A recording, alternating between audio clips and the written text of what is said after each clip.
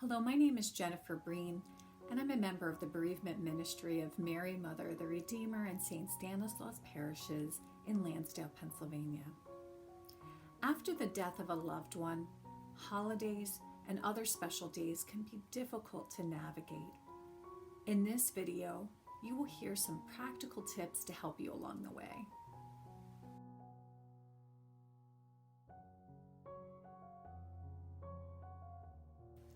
A good first step is to acknowledge that things are going to be different.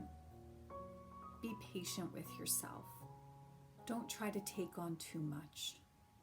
For example, if you usually host a big family meal, you might want to consider letting someone else take the lead. Or you can share the load, doing more of a potluck style. And be patient with others. Especially in families, it's important to understand that each person will have their own unique grief experience.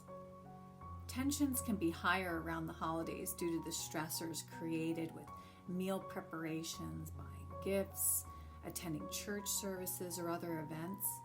So it's important to be gracious to one another. Make a plan. Know your limits, but don't hold yourself back unnecessarily. Your family, your friends will most likely want to find ways to include you and to take some of the sting out of being alone during the holidays, especially if this is the first one since the death of your loved one.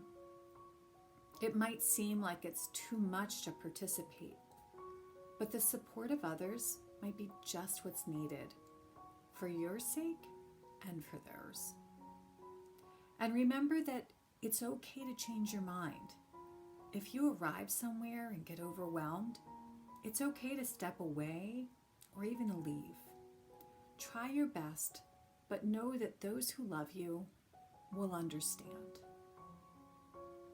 Traditions can be helpful. Continuing old traditions may bring comfort. They might even help you feel like your loved one is closer to you, like they're there in spirit. But for some, it might be too much. It might feel wrong to do something without a key member being a part of the mix anymore. And that's when creating new traditions may be important. Keep in mind that there might be a mix of feelings, especially in family situations. Some people might want to hold on to the old while others are ready to dive into something new. Communicating with one another is important, so everyone can work towards understanding and developing a plan that everyone can be a part of. Finally, know that things can change. What you do this year doesn't have to be the same next year. It can be difficult to accept what's happening.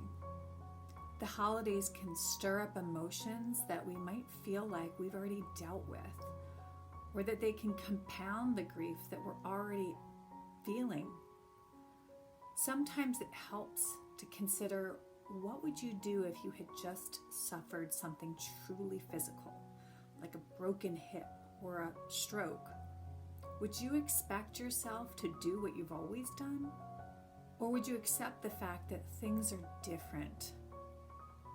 Chances are it would be the latter. And the fact is that the death of someone important does change us. It does incapacitate us for a while. With time, we become stronger and better able to move forward. And perhaps in time, we can get back to something similar to what life was like before. But it will always not quite be the same. Let's take these final moments to offer a prayer. A prayer for our deceased loved ones. O God of all life, pour your consoling grace upon all who mourn the passing of their loved ones. Hear our prayers for those we love dearly who have gone before us into the life to come. Look kindly on our departed family members, relatives, and friends. especially those we entrust to your eternal mercy and goodness. Just take a moment and think of the names of your loved ones that you really want to consider today. Lord, consider their deeds of caring, kindness, and charity. Forgive them any sins they may have committed, and grant them the everlasting reward of heaven. Welcome my beloved deceased into the company of the saints, where tears are no more, and suffering and pain are over, where there is great joy, abundant life, and peaceful rest in your gracious presence.